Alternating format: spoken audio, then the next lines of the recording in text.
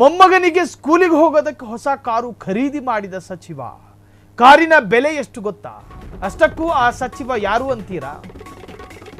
ಮೊಮ್ಮಗ ಶಾಲೆಗೆ ಹೋಗೋದಕ್ಕೆ ವಾಟರ್ ಕ್ಯಾನ್ ಖರೀದಿ ಮಾಡಿರೋದಲ್ಲ, ಕಾರಿನ ಬೆಲೆ ಕೇಳಿದ್ರೆ ನಿಜಕ್ಕೂ ಶಾಕ್ ಆಗ್ತೀರಿ.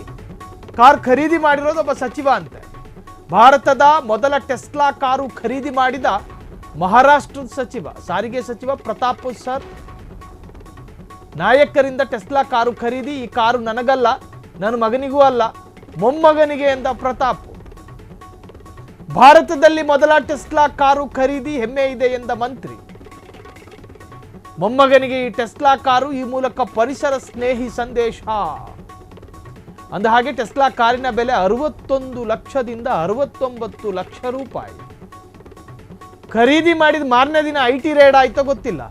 ಮೊಮ್ಮಗ ಶಾಲೆಗೆ ಹೋಗೋದಕ್ಕೆ ಹೊಸ ಕಾರು ಖರೀದಿ. ಇದು ಕರ್ನಾಟಕದ ಸಚಿವರಲ್ಲ, ಮಹಾರಾಷ್ಟ್ರದ ಸಚಿವರಂತೆ. ನನಗೂ ಅಲ್ಲ, ನನ್ನ ಮಗನಿಗೂ ಅಲ್ಲ, ನನ್ನ ಮೊಮ್ಮಗನಿಗೆ ಅಂದ್ರಂತೆ ಕಾರು.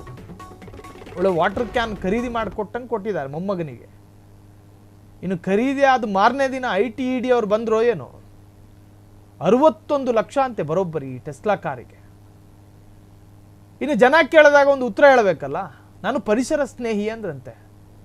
ಟೆಸ್ಲಾ ಬ್ರ್ಯಾಂಡ್ ಕಾರು ಖರೀದಿಯ ಮುಖೇನ ಪರಿಸರ ಸ್ನೇಹಿ ಅಂತ ವ್ಯಕ್ತಪಡಿಸಿದ ಏಕೈಕ ಮಾನವ ಮಹಾರಾಷ್ಟ್ರದ ಸಚಿವರು.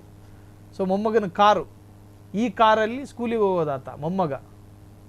ಇನ್ನು ಕಾಲೇಜಿಗೆ ಹೋಗೋ ಫ್ಲೈಟ್ ತಕ್ಕೊಡ್ತಾರೋ ಏನೋ. ಸ್ಕೂಲಿಗೆ ಹೋಗುವ ಮೊಮ್ಮಗನಿಗೆ ಟೆಸ್ಲಾ ಕಾರಾದರೆ ಮುಂದೆ ಆತ ಕಾಲೇಜಿಗೆ ಹೋಗ್ತಾನೆ, ಆಗೇನು ಕೊಡ್ತಾರೋ ಏನೋ.